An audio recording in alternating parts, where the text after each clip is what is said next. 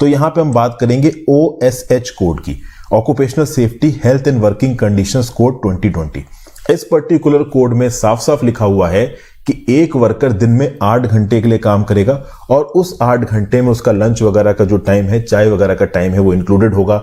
5 घंटे से ज्यादा एक स्लॉट में कंटिन्यूसली वो काम नहीं कर सकता और जो उसका वीकली काम है वो 48 घंटे से ज्यादा नहीं होना चाहिए। मतलब ऑन एन एवरेज एक हफ्ते में 7 दिन होते हैं, तो एक दिन की अगर कोई छुट्टी ले रहा है तो बाकी 6 दिन वो प्रतिदिन 8 घंटे का काम करेगा। और केंद्र की सरकार में आप देखते हो कि सैटरडे संडे दोनों छुट्टी होती है, जिनकी सैटरडे संडे दोनों छुट्टी है वो बाकी 5 दिन में मैक्सिमम 45 घंटे का काम करेंगे, मतलब दिन में 9 घंटे से ज्यादा का काम नहीं करेंगे।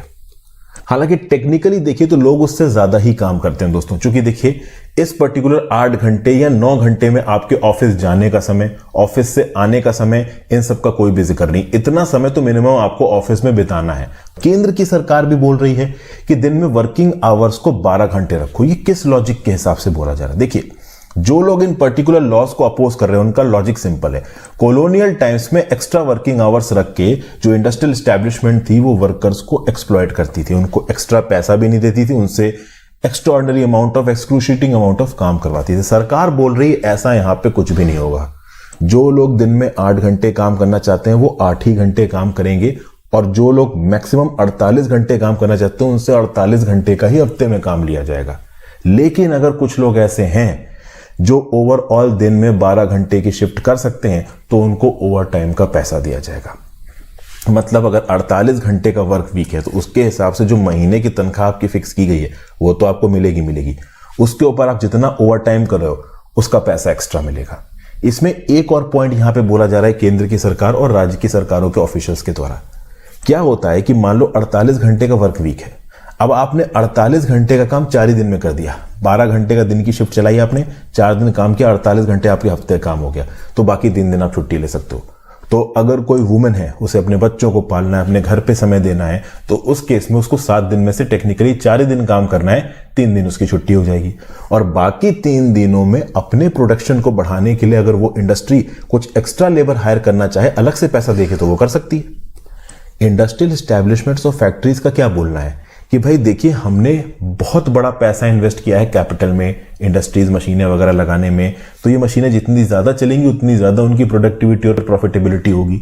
तो अगर ओवरऑल 48 घंटे का वर्क वीक एक लेबर 4 दिन में खत्म कर ले रहा है तो बाकी 3 दिन के काम के लिए वो पर्टिकुलर कंपनी कुछ एक्स्ट्रा लेबर हायर कर सकती है। तो इससे ओवरऑल इकोनॉमी को एक पुश ही मिलेगा, कुछ एक्स्ट्रा लोगों को एम्प्लॉयमेंट मिलेगा, उससे उनकी इकोनॉमिक कंडीशन सुधरेगी, सोशल फैक्टर सुधरेंगे और साथ साथ देश की इकोनॉमिक प्रोग्रेस भी तेज होगी।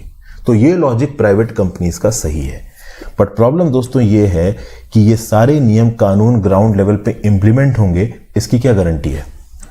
अगर किसी एक पर्टिकुलर फैक्ट्री के अंदर कुछ एम्प्लॉयज दिन में 12 घंटे काम कर रहे हैं और कुछ एम्प्लॉयज बोल रहे हैं कि हम 8 ही घंटे काम करेंगे, तो क्या उस पर्टिकुलर एम्प्लॉयर के लिए वो 12 घंटे वाले एसेट और 8 घंटे वाले लायबिलिटी नहीं बन जाएंगे? क्या कल की डेट में ये एम्प्लॉयर्स 12 घंटे काम करने वालों को एग्जाम्पल देके 8 घंटे वालों को जबरदस्ती ऑफिस में नहीं रोकेंगे?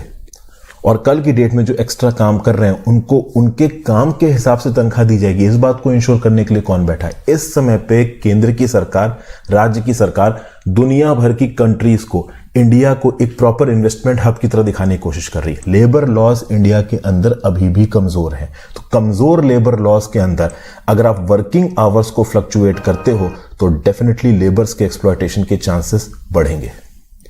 तो अगर इंक्रीज्ड वर्किंग आवर जैसा कोई नियम कानून लेके आना है तो इस बात की एश्योरिटी भी देनी होगी कि हाँ भाई इन लेबर्स का एक्सप्लॉयटेशन ना हो। उसके लिए प्रॉपर सेफगार्ड सेटअप करने पड़ेंगे और अभी के जियोपॉलिटिकल कंटेक्स्ट में और ट्रेड पार्लेंस में इस प्रकार के सेफगार्ड सेटअप करना मुश्किल है। तो मेरे हिसाब से ये 8 घंटे से 12 घंटे काम बढ़ाने वाला जो आइडिया है वो सक्सेसफुल शायद इंडिया में मुश्किल होगा होना। यहाँ पे लेबर्स का एक्सप्लॉयटेशन बढ़ सकता है। आपका इसके बारे में क्या राय है? डेफिनेटली नीचे कमेंट बॉक्स में बताइए। Thank you for watching friends.